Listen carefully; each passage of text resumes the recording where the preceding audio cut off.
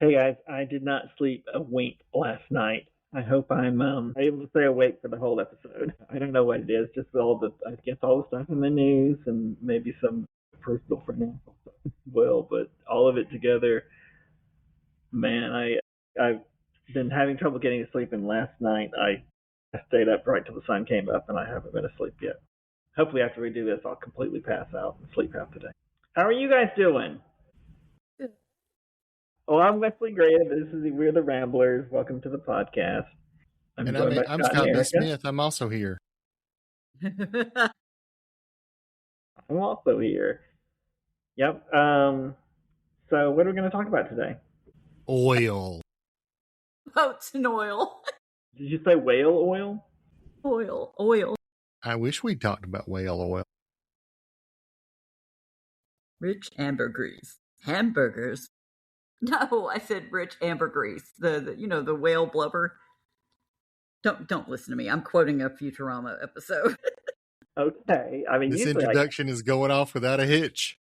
Well, we try it. Okay, so I'll lay out the plan for the people who are maybe listening for the first time, which would probably be a lot of people. I mean, probably not a lot of people. One day, maybe they'll listen.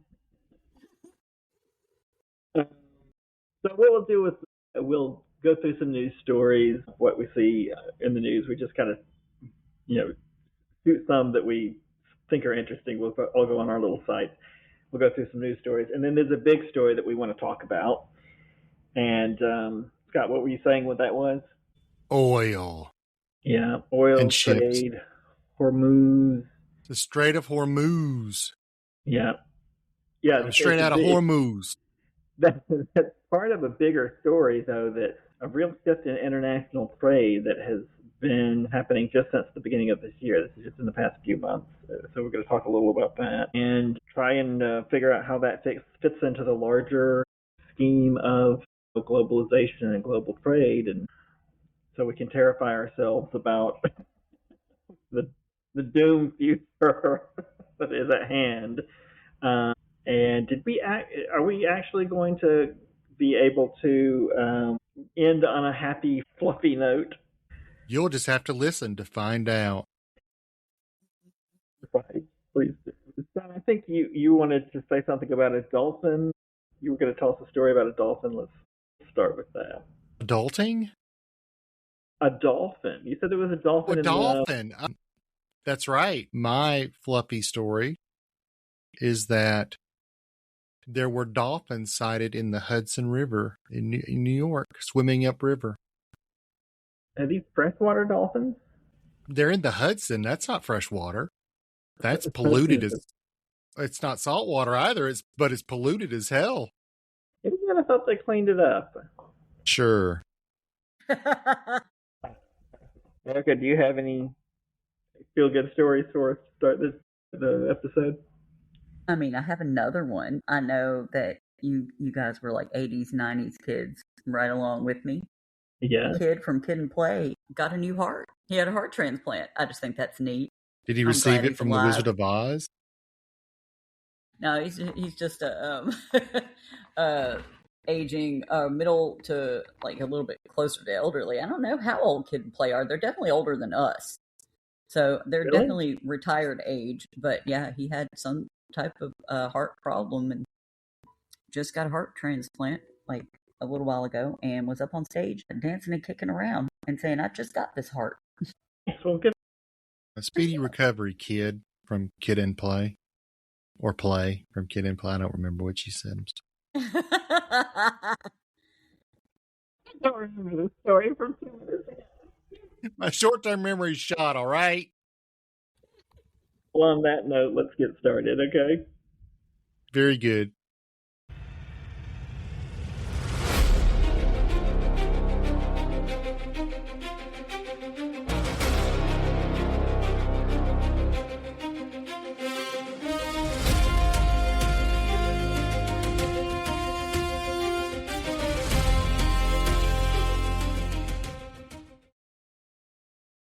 Okay, you guys ready to talk about what's in the news today? Sure. We just decided I'll be going with my South China Morning Post. Erica, your news source is? Al Jazeera. And Scott? ABC News. Excellent. You don't have to stick with those, by the way. We've got the internet in front of us. You can search whatever you want. But I do generally pull from one and just scroll down and look and see what's the haps, man. We use cookies. Okay. Let's see. My top story on South China Morning Post is why the Iran war machine may drive East Asia nuclear race hit China in Mideast. The Carnegie nuclear policy expert says the law of the jungle signaled by U.S. actions could spur more countries to pursue nuclear weapons. No shit. I remember when this all started, several people were saying, yeah, so I guess it would have been better for them if they had pursued nuclear weapons a bit harder. So this tells everyone who's considering maybe to go ahead and get the nuclear weapons, because otherwise you'll be attacked. Because we didn't attack North Korea, did we? No, but North Korea also doesn't have a bunch of oil and stuff they want. Mm-hmm. Well, that's true. I mean, surprise there. I think we've got that situation, or not we, but the American government has that situation exactly where they want it. Anybody see a story they want to talk about? This is rapid fire, so I'm not going to go deep into every story. I'm just going to run down the list and see what's happening in the news today. Al Jazeera has a live tracker of the U.S. Israeli and Iranian attacks, and it actually matches up. These numbers that they have on here match up with what I've seen reported here from other sources. Of course, they could have found it through this source. I need to check, but it says the death toll, injuries, live tracker, 1,444 dead in Iran, 15 in Israel, 13 U.S. soldiers, and 19 killed in Gulf states. I mean, those are numbers. People were not believing that it was just not that 13 U.S. soldiers is a small amount. None should be happening. None of this should be happening. But they weren't believing that excessively small amount for a war where you're seeing a lot of missiles being exchanged. Mm-hmm. Where they're like, oh, it's already 13 people, and what? We killed 170 people hitting that one school. It seems hard to believe that only 13 soldiers have died so far on the U.S. right, side. on any of these strikes on any of these areas. But I mean, well, and 6 of those came from apparently an accident that happened in flight with a refueling jet over Iraq. They have. The reports are that it wasn't friendly fire, it wasn't enemy fire, it just sort of happened, but something caused it.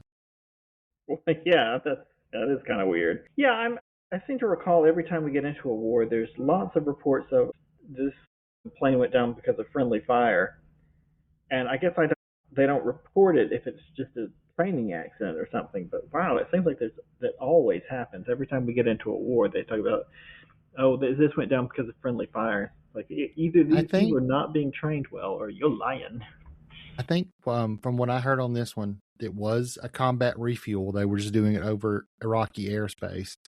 And there were 2 planes, and apparently the other one was also damaged, which may be that they collided or something to that effect. But also there were more people on the plane that went down than the usual crew, which indicates that there were supervisors or onlookers or whatever who were there with people who did not have as much experience.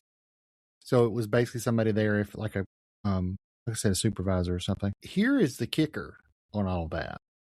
Those planes are apparently, according to Adam Kinzinger, former congressperson and Air Force vet, those planes were stripped of their parachutes to try to save weight to add more fuel into the tank so the plane could fly, obviously. Wow. They're not equipped with parachutes for the crew. Wait, like this is standard? Yes, that is a standard, apparently, since 2008, I believe, is what was said. And that is crap. Yeah. Why would they That's how much can those parachutes possibly weigh? I think they said it was like 400 pounds or something. I don't know. 400 Total. pounds for a So they can get rid of the parachutes, but they would overload it with people because, I mean, it was a perfect parachute, an recipe anvil? for them wrecking. Anvil, they got the Acme anvil. Well, see, I don't know, but they said it would be several hundred pounds that it would save. And I'm like, okay, well, if the parachutes, there's 4 people usually, you got to put the stuff in to hold them, harnesses or whatever to securely hold them in the cabin until they're used and all that. I mean, yeah, okay, that's probably a few hundred pounds when you're talking. I mean, I'm sure parachutes are pretty heavy duty cloth. Yeah. But it's like, you did that for a few more 100 pounds of fuel. And now it's come out that that's the reason. You think that's going to help with your recruitment drives now during a war? Because they're going to say these folks don't care about Of course, it's really sad for the people that are already in because they're stuck and about to be cannon fodder if there's going to be boots on the ground, which is why I was expecting that to come up. And I mean, they keep on hinting at it or outright saying it because Blathermouth always does. But that will definitely lead to more U.S. deaths. And also, I don't know which one you just said something about training, but I'm sure that a lot of things have fallen wayside recently, so a lot of people they're having to act quickly and without a plan, and damaged equipment plus some type of urgency from other people that don't even know what's going on. So I'm not surprised if they crash in midair. Oh, because one guy who was in the military, and some of the comments that I read about that, said that it's already dangerous because they have to refuel midair. Yeah, that already seems like a very dangerous thing to do. Mm-hmm.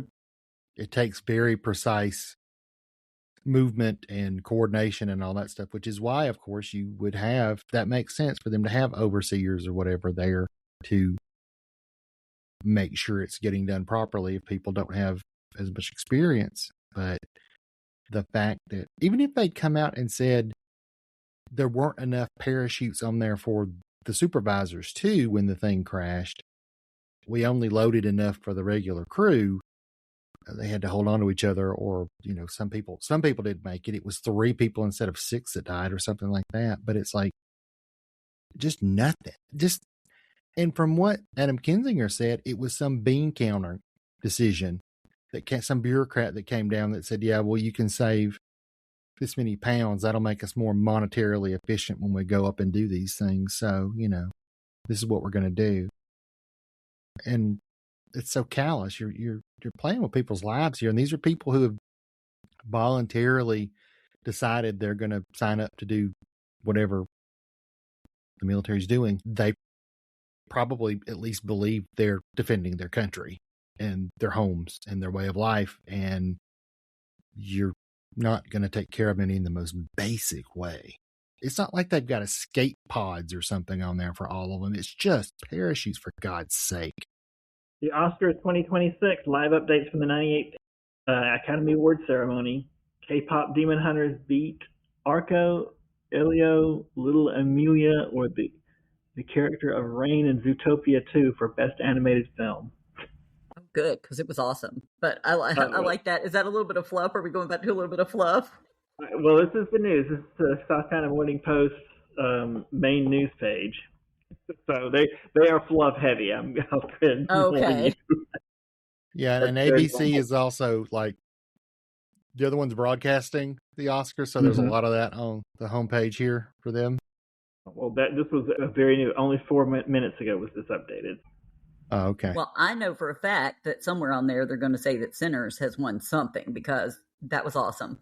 Then there's going to be there was the Leonardo DiCaprio Tiana Taylor one. That was one battle after another. I haven't watched it yet, but that's probably good. I don't know if it is. I haven't watched it, but I love that actress. I don't hate Leonardo DiCaprio. It's just his head seems large. It looks too big for his body. I don't know. And I've liked him ever since he was a little kid. His head looks too big. He looks like he's a grown man but a child at the same time, and with a slightly oversized head. But he's a really good actor. And I believe the roles that he's in because he's, kind of does like every guy kind of roles and flawed things. So it makes sense that he looks wonky because not everybody's like all perfect looking and whatever. But he is odd looking to me. There's something weird. But I'll watch it. It's just I haven't, but Sinners was awesome. It better win something. IEA says oil from emergency stocks to flow in Asia and Oceania immediately. International Energy Agency also said barrels for Europe and the Americas will only be available from the end of March. Great. That's good. That's lovely. Well, from the end of March, so I guess they're saying they're just not going to. So Asia's releasing immediately, but Europe and America are waiting till the end of March to release. Yeah, but I mean, what's really great is that we have to worry about any of this. I love it.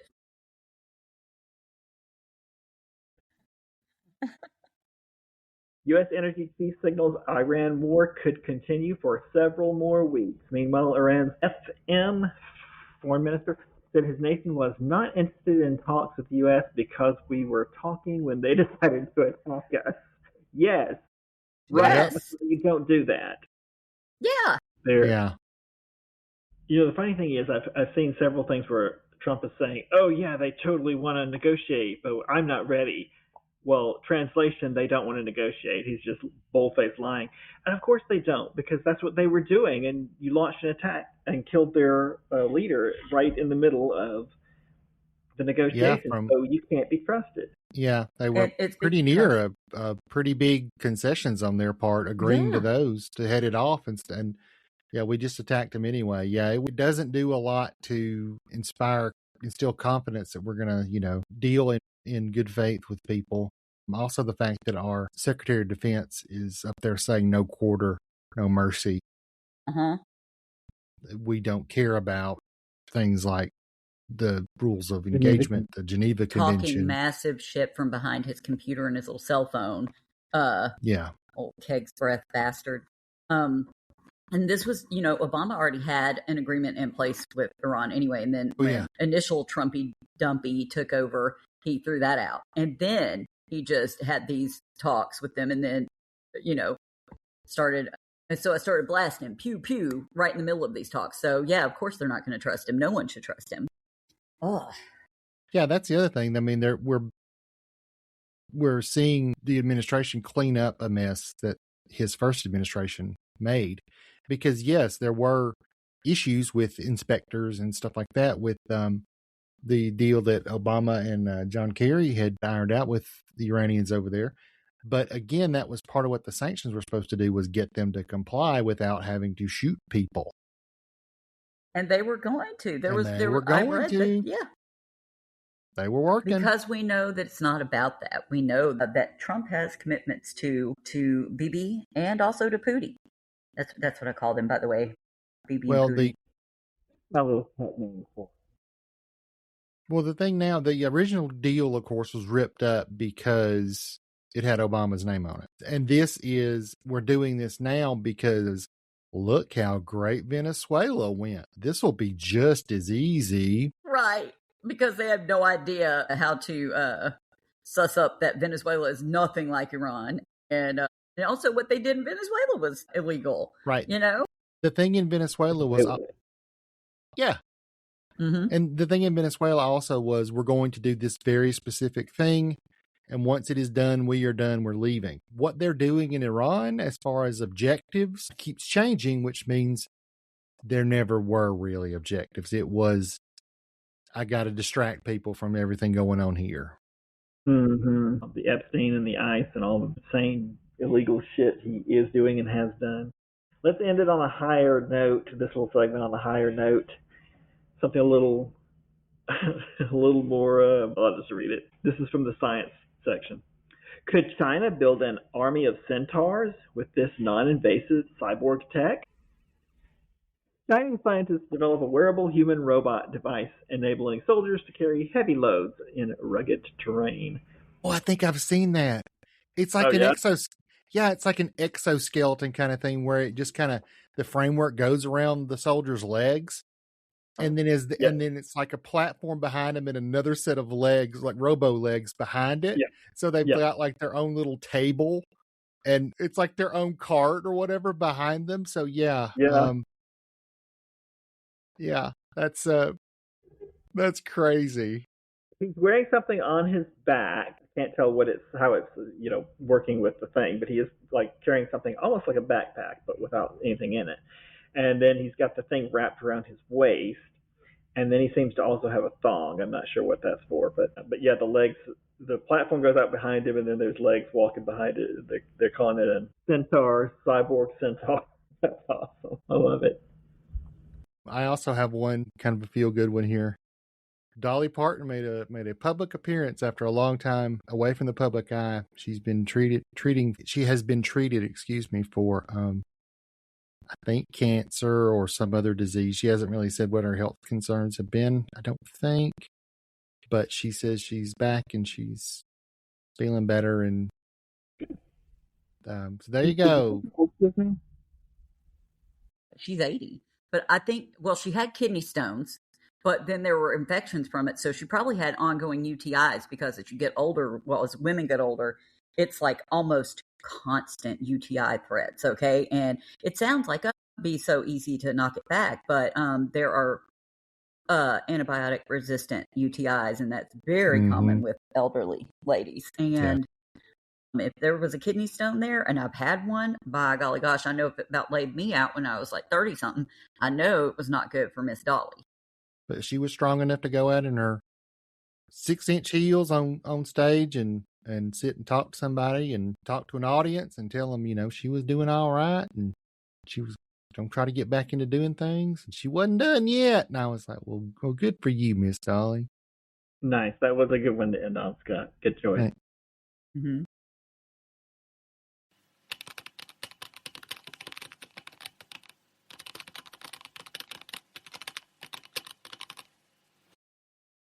All right, so this week's big news story that we're going to dive into here is the death of, I don't know if I'm saying this right because it's Latin, the death of Mare Liberum. Maritime collapse and the new era of total interdiction. So this is about the fact that the seas are not really open anymore. This is something that's been practiced for centuries. World's oceans are open to everyone. Of course, every country has some, amount of space off their coast that is considered part of their country, but generally speaking, the oceans are everybody's. And you're allowed to sip through them, sip around the world, but there have been some incidents since the beginning of this year that have kind of halted that. You guys want to talk about specific points, or do you just how do you want to get into this? I think we all need to realize who's really at fault with this, first and foremost. It's the Atlanteans. They've relied for centuries on shipwrecks to fund their economies. Our goods and services coming to the bottom of the ocean to fund their vast dome cities and their golden spires, and I, for one, am tired of subsidizing their civilization. I agree. Thank you. Well, the thing that shocked me about this, I don't know if shocked is the right word, but that I really never considered is that a lot of this is about insurance. Of course, the big thing that's going right now is the Straits of Hormuz. Yes, I think so. Smooth, Scott. Great. Okay. So, so that's the big thing that's going on right now. But all of these incidents together are driving insurance prices up, and it's becoming more and more difficult for shippers to be able to get insurance. And certainly since March, what was it? The war started in Iran, the insurance costs have just skyrocketed. So the two kinds of war risk insurance, one has increased by 650 whole war risk. Standard insurance has gone up to 650% increase. Cargo war risk insurance has gone up by over 3,000%. So this is not just about like they can't physically get through the straits. You just can't get the insurance, and you have to have insurance to dock at a port in most of the Western world. Well, let's not get into a big discussion about insurance, but I'll rack it. I'm no insurance expert, so I'm not an expert either, but I see what it does to people.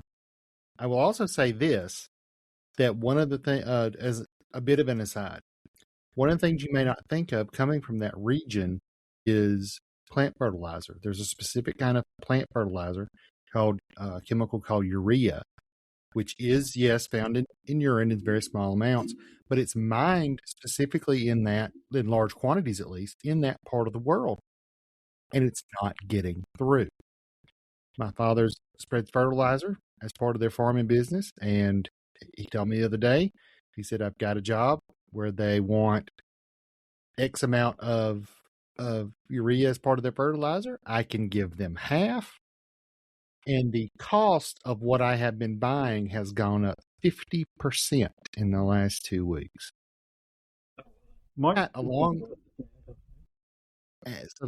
with the rising fuel prices for the trucks that are actually doing the spreading, that's going to eventually come to your grocer's freezer, ladies and gentlemen. So absolutely, don't blame the farmers. It ain't their fault.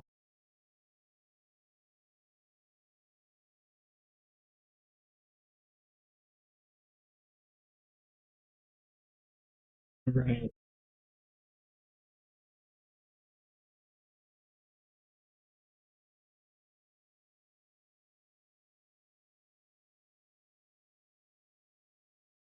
Yeah.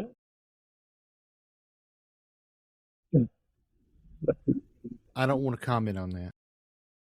Oh, right. This is done by, it's all in London. It says London clubs. This is something I didn't really get, but hell yeah, we're going down to the London Insurance Club. They're dropping beats like they're dropping coverage. The next step when you lose insurance is what's called the ghost fleet, the tactics of evasion. So there are these ghost fleets that are popping up. They do things like disable transponders during transfers, flag hopping, which is just changing the registry multiple times in a single year, GPS spoofing, which is broadcasting the wrong signals, the GNSS coordinates. It makes it look like they're not in the waters where they're not supposed to be. And false flag, which is basically just flying the flag of whichever nation is convenient at the time. So they do this stuff, and they don't have insurance, and I'm not sure where they are able to dock, but I know that not everywhere in the world has the insurance requirements that we were just talking about. This is not piracy, by the way, but it does make me think of the era of piracy. It sounds like, it's really the opposite of that. It's not the aggressors, the military aggressors that are doing the illegal thing. It's the people trying to ship that are doing the illegal thing. But of course, they're doing it because there's now a market for it. Since the insurance problem is causing people to not be able to ship or get the goods they need, there's going to be a black market for that service, and that's what we're seeing pop up. Let's see. Right now, there's over 1,500 vessels operating entirely outside the law. They're aging, uninsured tankers that use GPS spoofing and AIS dark maneuvers. Yeah, is it AIS dark? I guess it's called going AIS dark. That's when they disable transponders and use during their transfers. That's used to conceal the origin. Yeah, it's also used to conceal location, isn't it? I don't think that's what the transponders are for. Oh no, I guess you're right. Yeah, that's more like you said, identification, identity. Yeah. Right. The thing that hides their location is called GPS spoofing. Okay, and see, that seems like it would be a danger to shipping, because if you're not telling the other ships exactly where you really are, collision. Yeah, you're going to may have an accident, a collision. Yeah, exactly. Right. Yeah, it seems like that makes that possible for sure. The ocean is big, but some of these choke points are not, as we're seeing right now in the Gulf of Hormuz. No, I'm not. I'm not saying it. I'm saying it increases the likelihood. I think it would go way, way up. But especially with these very large tankers, they take a while to turn and stop and stuff like that. Right. Yeah, you can't just look at somebody ahead of you and be like, "Oh, slam on the brakes." Yeah. So one thing has been the U.S. Navy's shift from being a global police on the seas that protects everyone's right to be there to a global gatekeeper. We're now taking the position that we get to decide who participates in the economy, the global economy. The big was the 1982 United Nations Convention on the Law of the Sea, established the high seas as a space where flag state holds a space where flag state holds near absolute jurisdiction. The flag state. I don't know if I know what I meant by that. In 2026, January, a coalition of 14 European nations, including the UK, France, Sweden, and Belgium, issued a joint letter that effectively reinterpreted UNCLOS, that's the United Nations Convention on the Law of the Sea, to justify aggressive interdiction. Okay, so maybe when I said flag state, as opposed to a stateless vessel. Okay, so it's basically encouraging or enforcing these ships to identify themselves as being or have a flag of a nation on their ship, basically. Right. Under UNCLOS Article 92, a vessel that flies two or more flags according to convenience is treated as a vessel without. By March, over 300 tankers reportedly operated under fake or no flags. European commandos have begun conducting flag state verification boardings on the high seas. These operations, once reserved for suspicious pirates or drug traffickers, are now being used as a primary tool for sanctions. So it is not just the U.S. that's doing this. January 7th, U.S. Navy and Coast Guard seized the Marinera. I'm sure I'm not saying that correctly. In the North Atlantic. The vessel flying a false flag was shadowed for weeks by the USCG Monroe Coast Guard. On January 22nd, French commandos boarded and seized the tanker Grinch. On February 14th, the UK initiated discussions with Baltic and North Sea allies regarding the permanent confiscation of shadow fleet assets regarding their purported flag, regardless of their purported flag. February 17th, Russia warned that its navy will begin escorting tankers to protect them from Western piracy. I mean, if they said on the 14th that they were going to start confiscating assets regardless of the purported flag, I mean, unless they have some reason to think that the flag is false, I don't see how they can justify confiscating assets. And Russia Who? Well, it doesn't say who. This is just their declaration of what they're going to do. Although, March 7th, Belgian and French forces intercepted the Ethera and the Zaliv Amerski in the North Sea, escorting them to Zeebrugge for offloading of sanctioned cargo. Those both sound like Russian ship names. You guys want me to look that up and see? I didn't do any research on that. No, but that sounds right, because that would, of course, be what the European powers are trying to embargo or sanction right now because of the war in. They are oil tankers identified as part of the shadow fleet used to transport Russian oil in violation of Western sanctions. The Ethera was notably seized by Belgian and French forces, while the Zaliv is a separate vessel subject to multiple international sanctions. Did they seize it? They didn't seize that one. Yeah, so they're seizing vessels, and then Russia says, no, I don't think so. That's quite an escalation, it seems. Yes, it certainly heightens tensions, because then if you've got armed escorts with these tankers, and then armed patrol ships or enforcement ships coming up with trying to seize them or dock with them or whatever, that could lead to some hurt feelings, let's say. You don't want that. So these are some impacts that it's having. Impact of Qatar energy force majeure. European gas has seen a 100% price spike. Oh, that was in one day. So the price of gas, European gas, doubled. And I think that probably means natural gas, not doubled in a single day. Asian gas went up. The benchmark price went up from $11 to $15. Global crude went up to $81 a barrel from $66 a barrel. Supply chain, just like containers, emergency container surcharge, went up to $4,000 per box. It doesn't say what it was before. Indian imports went up. Liquid natural gas imports rose by 45% as a result of what's happening in. I think all of this was a result of what's happening in the Strait of Hormuz. Hormuz. Critical areas to watch: the Strait of Hormuz, status critical. Yes, that's true. Strait of Malacca, also at high risk right now. That's in my part of the world. The English Channel in the North Sea is now considered a high risk area for shipping. And the Mozambique Channel, that's the one between the African continent and Madagascar. All high risk areas. Sorry, Mozambique is classified as growing risk. What do you guys think about all this?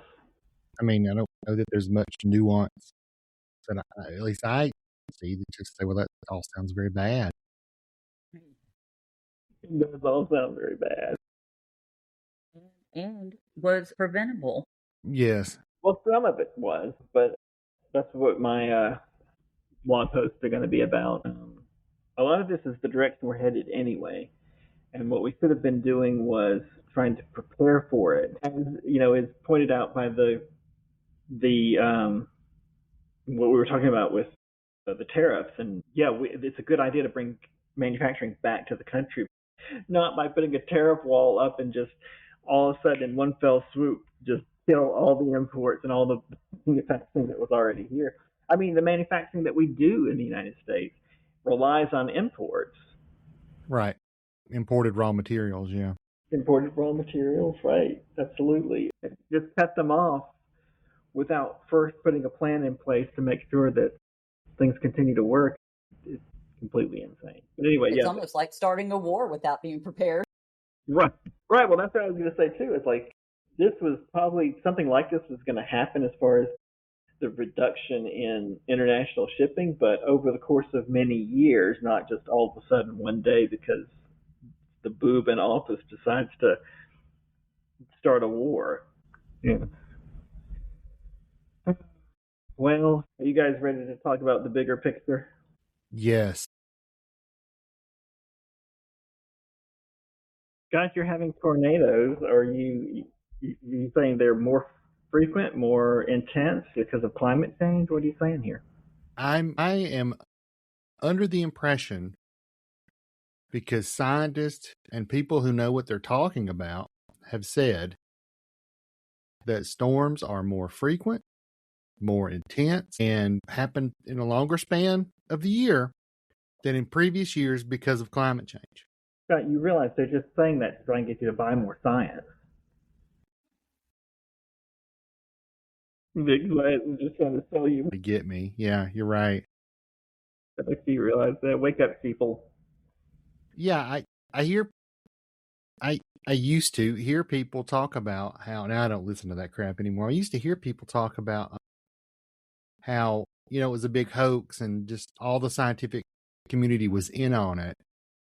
And it's like, well, they're making money off grants and that kind of thing to study it, because I'm like, look, if you were the scientist who had figured out that they were all lying, if you have like scientific evidence that you could point to and say, no, this is all BS, you would be the most famous scientist in the world. Right, exactly, yeah. The incentive goes the other direction. It's only people's lack of understanding about how academia works, because that's not just science. Right. It's like disproving it. There's also motive for people to do that too. It's not just a conspiracy to keep people down by the big scientists out there. I don't know. They are literally just mirroring the argument against big oil's interference in scientific research for this. I'm sure they are, yeah. They just heard that argument and went, well, let's just turn it around. You just plug in this is like Mad Libs for political arguments. Just plug in the opposite. Say that. Sure. I mean, but Yeah, I do worry about we're having some storms tonight, and I generally don't like it, but yeah. Our topic today is tangentially related to climate change. I think you can probably see the connection if you read the blog posts that have not posted yet. I didn't get I didn't get to work on them, so they will start posting next week. Or if you have a brain. Or if you have a brain. Yeah, you'll see the connection if you have a brain. Well, good. I'm glad that it's clear for everybody. I didn't think it was so clear. Today's topic is our bigger topic here is postmodernism, the transfer from being a manufacturing country to a financialized service economy, and how the transition, that same transition when it goes global, is not going to look the same. So we spent 40 years believing we were postmodern because we moved manufacturing elsewhere. So when we in the 1970s, when the United States went from being a manufacturing economy where we made most of our money in the manufacturing sector to a financialized economy and service sector and services, where we made most of our money in the services sector, we did that by moving manufacturing somewhere else. But we are reaching a point now where that is not going to work anymore. And I think that's what you're seeing when we're seeing these shipping lanes around the world be shut down. Well, yeah, I mean, you saw that too during the pandemic. I mean, when there were so many supply chain issues because there was rampant pestilence everywhere. Yeah, so I mean, if that's the foundation of the economy, I mean, I'm making the argument that none of that, neither the retail stuff that we think about in services or the financial sector, maybe not even insurance, but certainly banks, they've got nothing to finance if we've got nothing to sell. So it was only working because we were able to send manufacturing overseas. So what happens when that shipping dries up? Does the economy have any foundation left? You have 20 seconds to answer. Well, that's the thought that's going on in my head right now. Like, what is going to happen to the American economy? Yes, of course, all of this stuff that's happening right now in the immediate is concerning, but what we're seeing with the friction that we're seeing all around the world in shipping, yeah, it's kind of undermining this era of globalization. You know, well, so are globalization. the proposed, or not proposed, but that's also the aim of the big tariffs that the administration has slapped onto everything, which is to stop things being manufactured elsewhere and bring it back here. That way we wouldn't have to rely on all this shipping. It would already be here. But there are many problems with that, which we may or may not get into, but yeah, go ahead. You know, some of that is by design, of intentional design, I think, rather than by an incidental event tied to things like famine, pestilence, war. You know, the Four Horsemen. Yeah. Stop attacking our shipping, Four Horsemen of the Apocalypse. Well, right. So we're moving from the just-in-time model where you want to order things from overseas and have them shipped immediately to what I think I saw it called this somewhere, the just-in-case model, where you want to have stuff not on back order, but on in a nearby warehouse. Like, you want to have it on hand because you have no idea how long something's going to take to get here or whether it can get here.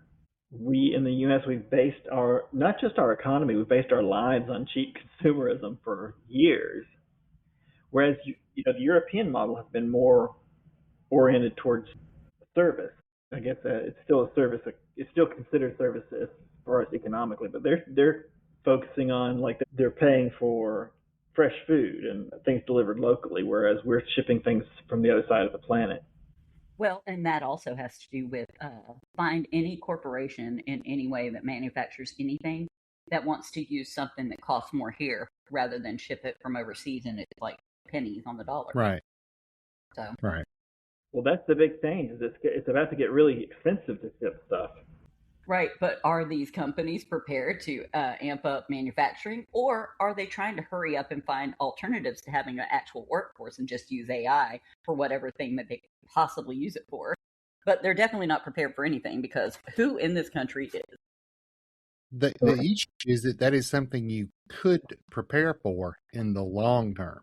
If you're not prepared in the short term, you are left with nothing to make up for the lack of shipping from overseas to America, because those factories don't spring up overnight like, toadstools or something. They have to be built and staffed and all, and so, rented and all that stuff. And what's going in them has to be manufactured and brought in and all that. So yeah, it's I lost my train of thought, but yeah, that's the issue. It's the gap in between those two things where you will hurt, and it's and they won't. They being the powers that be that already have people making money. Yeah, they already have. I was never against the idea. I don't think anybody was against the idea of bringing manufacturing back to the United States. That sounds like a great plan, a great idea. Well, not a plan, actually. It's a great idea, but there was no plan to go with it. That was the problem. It is a good idea if you're willing to protect the environment and the people, which is some of the reasons that we do send places, see the shipping going to other places. It's cheaper there because they don't have a framework in place to keep those things protected. So it's cheaper because they don't have to pay for things like, we have to dispose of this waste properly rather than just dumping it into a river. We don't have to, a living wage. We don't have to deal with that. Of course, it's becoming more and more that here, of course, especially under this administration where the EPA has been gutted. The minimum wage, median wages are not keeping up with the cost of living in any way, shape, or form, and haven't for decades. And that is unsustainable in the long term. Nobody wants to think long term. In that long term, do you see any potential positives from these developments? Like, after we get past the pain that you're talking about, are we headed towards something great? Not with this administration. So we got years of pain coming. Yeah. And the issue will be: will workers be protected? Will the environment be protected? And again, with the people in charge now, the answer to that is certainly no. If that can change, then yeah, I think it's good. It's good to have jobs here for people here to do. Of course, good paying jobs where you can go out and buy, a house in the suburbs and a car, and your kids can go to school. You can afford to have 2.5 kids and all that stuff like they did in the 50s and 60s and 70s. And, it started dropping off, I think, kind of after that. And 70s, I think, where everything began to turn around. My parents bought the house I am living in. You guys have been in it. It's not a mansion by any means, but they bought the house that I'm living in about 45 years ago for what a decent car costs now. Right. Yeah. And this is a brick home with a full basement and an attic. And again, I'm not bragging, but this ain't nothing. And, now you can't get a car for that amount. Can we ever get back to that nice ideal of a single income household that pays for everything and saves for retirement, takes people on vacation, and owns their own house? If the government if some means force employers to pay people a living wage again, some mechanism, because we have seen in the last decades they will not do it willingly, because you can look at the numbers and see it for yourself. The free market is not changing that crap because it hasn't in decades. So there's no movement on that needle. Somebody's going to have to go in and say, you're going to do this, and make their... Okay, guys, it's time for S&M, social and media. Anything that's happening to you in your social lives that you want to share, or something interesting or fun in in the real world in any capacity, or media stuff like music, movies, books, TV shows. My nephew got married yesterday. Well, that's cool. Did you go? Well, no, he's in Georgia. But I did send him a message and told him to send me all of his little money apps and his address so I can just send them stuff because that's really what they want. You know what I mean? If I can't be there, I'm pretty sure that money and snacks and little gifts are better anyway. Is that how wedding gifts are going nowadays? You just send money on the app? Well, that's how I do it. I think they registered with whatever places they wanted stuff from and everything. Because there's still a registry for things, but still that would be done online too, so you could ship it to them. I mean, I've never really cared much for the whole gift giving scenario. Maybe for little kids that can't do their own shopping, but I don't know why people used to balk at as a gift, and it was so strange. I was like, why? That's like the single most useful gift you can actually give someone. Why would you Right, not like? because they can pick out their own stuff. I don't want someone to Exactly. Okay, it's okay if you really know the person and you want to give them something thoughtful, but also give them cash. I mean, seriously, just do that. That's why I said I'm going to send you money and snacks because he always likes me to make family recipe stuff. So I'll have to have Santana do it and he can go pick it up from her. I don't know if she can. I'm pretty sure she can. But that's it. No weird thing where I'm going to give them like a toaster or something. I don't know. Wait. I do like it. You and Shannon, when I got married to JR, y'all brought me a quesadilla maker. I used that thing until it broke. I know y'all got that thing at Kroger or something on the way there. You're like, oh, I guess better get this heifer or something. I was like, hey, y'all.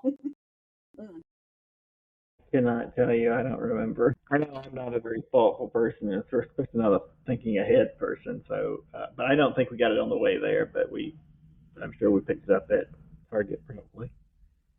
Y'all, my DoorDasher just sent me. It just looks like such a cryptic message. It's all in lowercase, and it says, "I am here.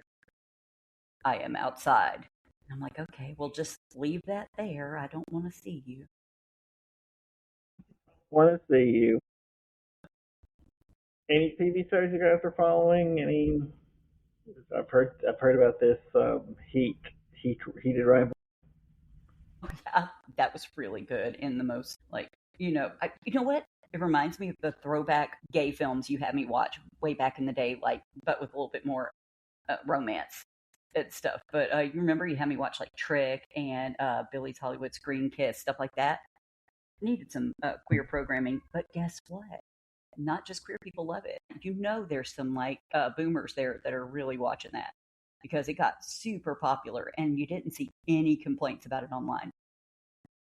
And usually, the stupidest people are the loudest. But I guess they were like, yeah, this is some good stuff, man. You talking about heated rivalry? Yeah. I didn't in the see past people. tense?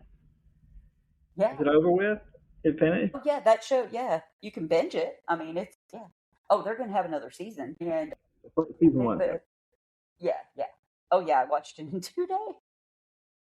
Well, I'm afraid this gets too close to real news, but I guess that's what social media does. Did anybody see the thing that Brendan Carr posted? I'm sure it was on X. Yeah, it was on X. About the networks not getting their licenses renewed if they don't report good things about. Yep. Yeah. Yeah, that's a little crazy. I mean, that's a little I know it's just fascist. Yeah. A little fantasy there.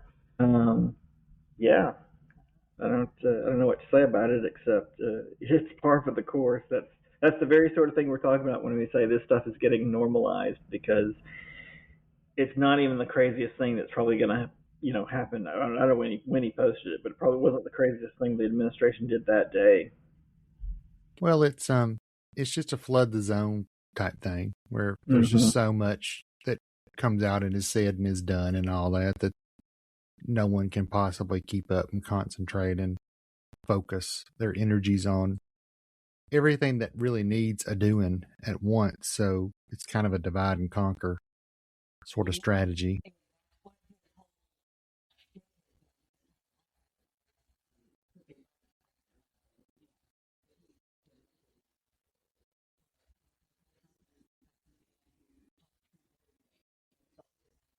Mm. Mm.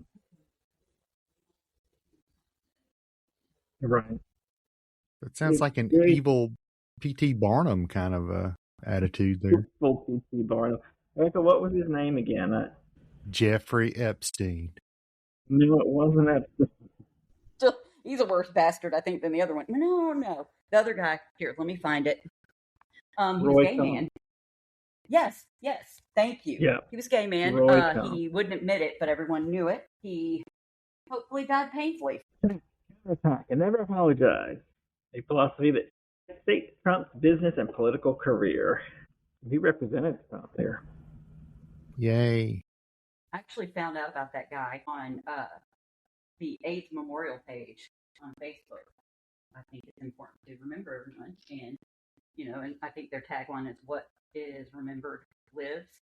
Except for that guy. I hope he's rotting in hell. They, of course, have to tell the stories of the not so great people, too. People put their stories about family members and of loved ones and stuff that died from AIDS-related things. And then they had that man on there. And they didn't really talk about how he fought Trump. There was a guy in the comments that said, yeah, despicable man. Yeah, oh, great. I opened the front door. I can't breathe. I'm going to die right here on air here. Oh, because of Colin. Yeah. I know this is, I'm overly excited for this, but I'm reading something in BBC and it says Trump often referred, past tense, to Cohn even in his later career, saying, "Where's my Roy Cohn?" during times of crisis. Why is it referring to Trump in the past tense? I mean, just because he did do it, Because Roy Cohn died and he can't do it anymore. Right. So you would use the past tense for that. I don't understand why that's made to sound ominous or something. Well, it may be just to me because I'm, reading more into it. Or is it wishful thinking? Are you projecting a little bit there? Yeah. Yeah. Trump often referred. They're saying Trump referred. When he was alive. What happens to a Trump referred? Right. Chicken tendy in the sun. Will it dry out and look like a burnt tangerine in the sun?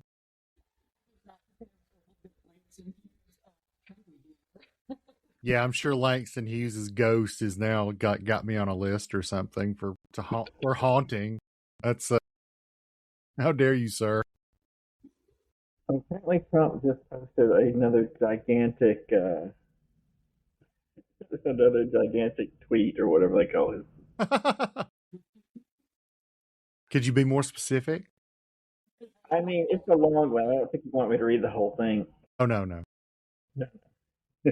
Is it the one about denying about the Salvi issue where he's angry that it was reported? I think he was saying, whatever, did something in the New York Times reported that our planes were shut down in Saudi Arabia, but it's not true.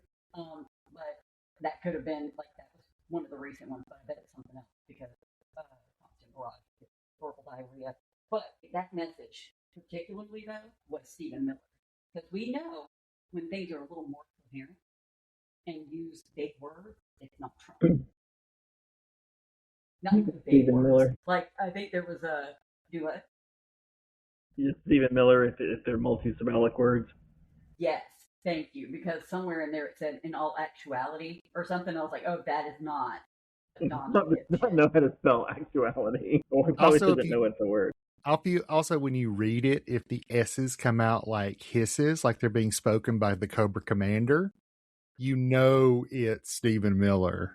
I thought you were going for the Harry Potter Death Eater thing because he's that too. Sure. Did anybody see the giant shoes that? Yeah, the fact that they're all having to wear giant clown shoes. They look like they've been playing around in Dad's closet. Yeah. Yes. Yeah.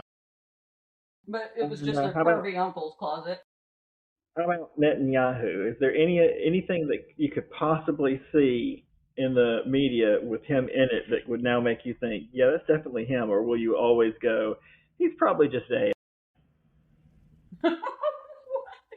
Oh yeah, because there was rumors that he's actually dead or dying or sick. Yeah, or you're talking about the one where he's like on film holding his hand up, like here's or something, Right. like verifying he's alive. The internet sleuth found a sixth finger, which I do not see in the picture, but they said that it was AI. And then everybody started saying he was dead. And then someone posted a video of Netanyahu in a coffee shop. Somebody just ran into him and were shooting That's him with the their one phone. I saw. That's the one you saw? Mm-hmm. Where he's like walking around holding his freaking coffee cup like he's some decent person and everything. Wow. Well, he's some decent person or something. Well, like, oh, hey guys, I'm sorry, I've been busy, genociding. Still make time to get this coffee. It's a hard job. Well, that's the craziest thing. Like, I did not see it in that first video, but then when I saw the coffee shop video, I'm like, that has to be fake. Your country, you're the prime minister. What is he, president, prime minister? Your country is being annihilated by missiles from abroad. I'm not being annihilated, but they're under attack from a foreign country. And he's like, I'm just hanging out at the coffee shop. No need to worry. And I was like, that's the most suspicious thing. I can't spot the AI. Because, I believe that would be. I know that he's not dead. But gosh, I think we all feel it. Maybe. Yeah. Feel a disturbance in the what's force. been happening with old Fatty Arbuckle over here?